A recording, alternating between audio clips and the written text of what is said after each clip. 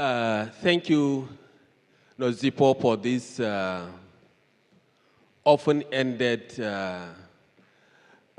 reflection question, and I'm not quite sure where I will start, but I will start, first of all, by paying tribute to my former professor, Professor Kole Shettima. He died when I was here at the conference. Professor Kole Shettima was a Pan-Africanist.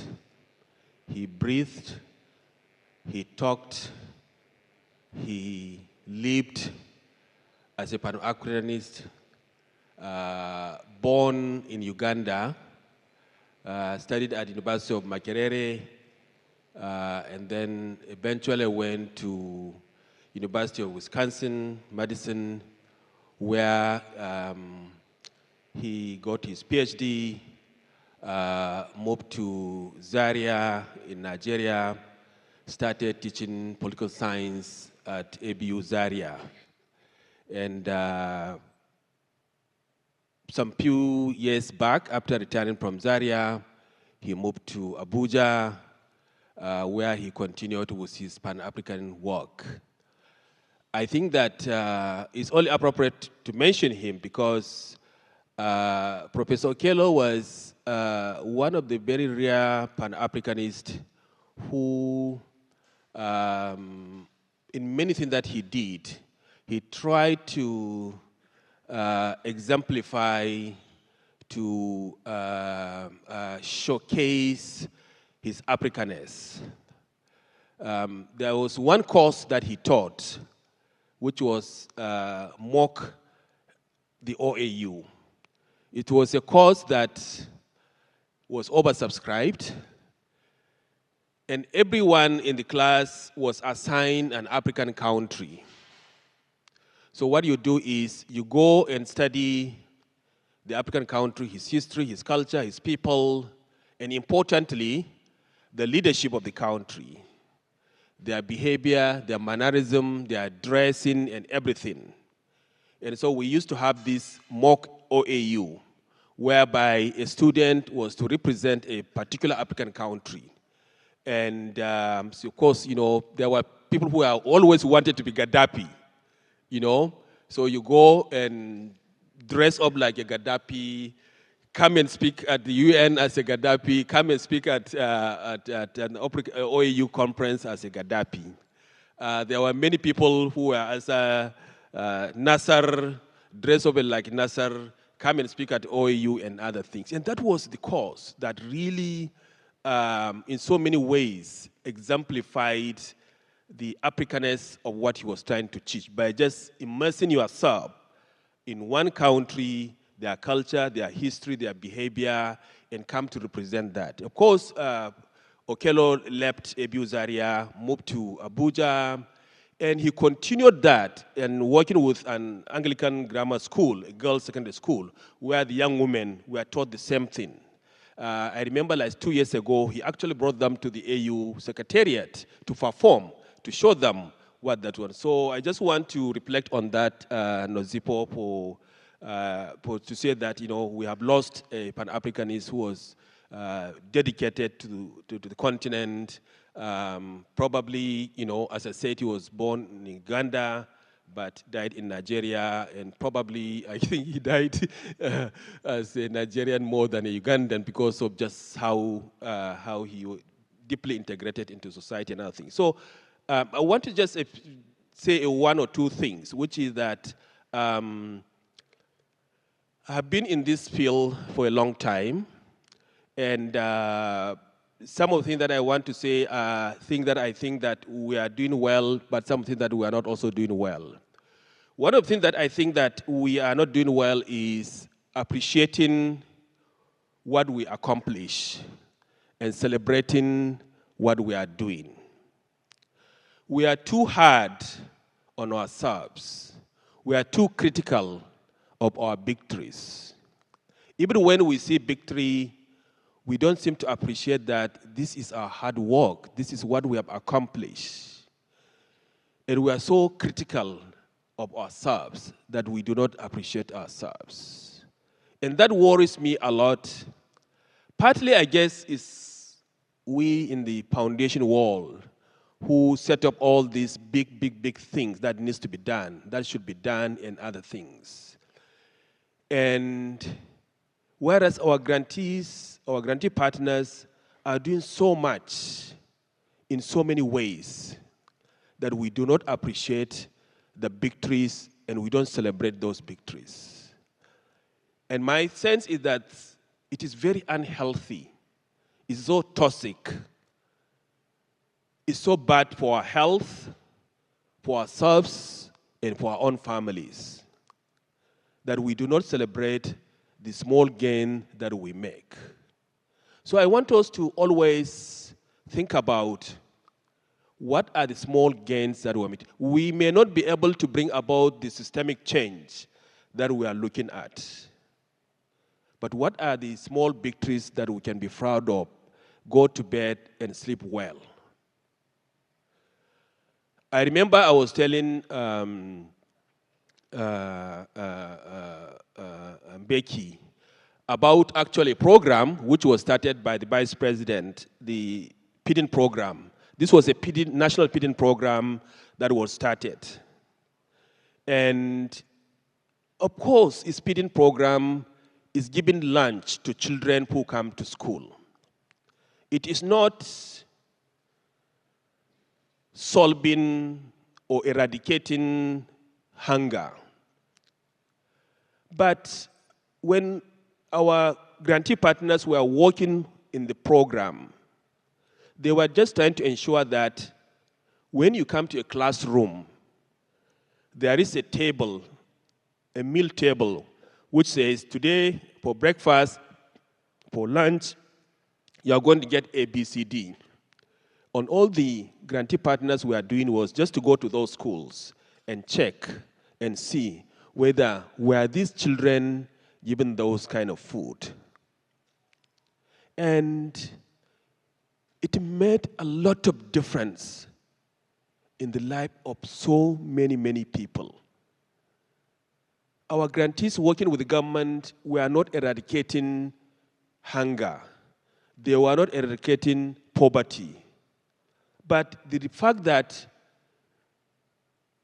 schools enrollment increased in many places more than 200%. The fact that children will share the bread that they got, put one half in their pocket, and take it to their siblings at home. It's a lot of difference for these children. It is something for these children. It is not ending all their problems. And so I tell my grantee partners that you should be very proud, you should be very happy that you are part of a process that you are helping, you are contributing to someone's life to be a better human being. So I want us to think about the small gains that we see and celebrate those small gains because it is good for our health, it is good for our families, and also good for our own mental health as well. Which also makes me to talk about we as philanthropic workers doing a lot of good things in the world, or we think so, but how our behavior and attitude affecting our own family members. You know, we support a number of journalists, and they do all kinds of good things in the world, and they think they are saving the world. But the impact of that they are doing on their own families, on their children, on their neighbors, are so traumatic. You know, there are people who cover, in Nigeria, for example, the Northeast. Every day, they are reporting about killings and killings and killings and killings. And we are not paying attention to their own mental health.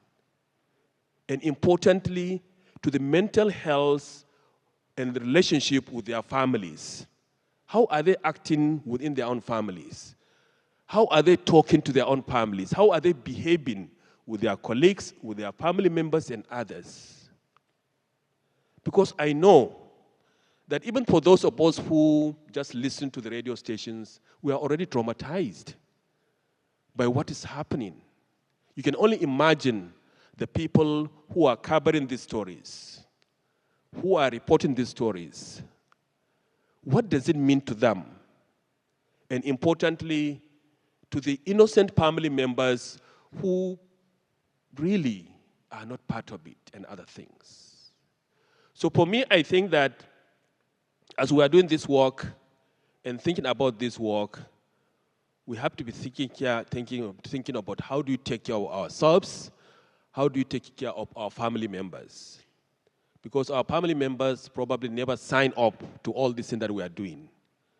They are just innocent victims. But then you find that our families are broken, our relationship with our children is horrible, and everything that we do with our colleagues is also broken. Not because we are bad people, but because we have not realized the traumatic effect of what we are doing on ourselves and the other family members and other things that we are doing. The last point I will make, because I think that we need to move forward, also has to do with the current changes that has happened in the world. You said were the most dramatic, but we also saw what happened, whether the FCDO, whether the Norwegians, the Swedes, and others. Dramatic. And I'm very happy that the MacArthur Foundation made important symbolic statements. One, we increase our funding and say, look, we have the right to increase funding. When people are suffering, you don't decrease funding. You have to increase funding. Now, the funding is not sufficient to plug all the plugs and other things, gaps, but it is a very important symbolic political statement that had to be made. Secondly, they said they don't want DAI. The MacArthur Foundation went and hired a bio from Nigeria to be our chief investment officer. Another important political statement said, well, if you don't want DAI, if we think that this person is the most qualified person and qualified for the job, we are going to hire it. But thirdly, also the fact that the foundations organize themselves. Because the universities, Columbia, Harvard, and others, were operating as individuals. So they will just do this thing to Columbia today. Tomorrow, they will do it to Harvard. The next day, they will go to Yale. The other day, the law firms pick them one after the other and scattered it. But one of the things that the foundations did was really to organize themselves and say that, look, we can't operate as individuals. We must stand up. We must stand up for what we believe in. We must stand up to do what we want to do in others. But I think what is important at this moment is, in my view, is the reaction of our grantee partners. Because, yes, a lot of them suffered and are suffering, but a lot of them are also able to adapt and do things differently. And I hope that if there's one thing that we will learn from this moment in COVID is adaptation. How did we survive COVID?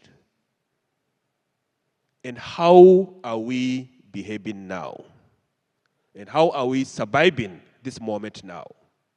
And therefore, the collegiality between the philanthropic organizations that are funding and the civil society is, what can we learn at this moment that can be helpful and useful for the future? So that we do not go back to a behavior that will come and haunt us in the future as well. And therefore, my own charge to all of us is that we are surviving, we are doing some things differently.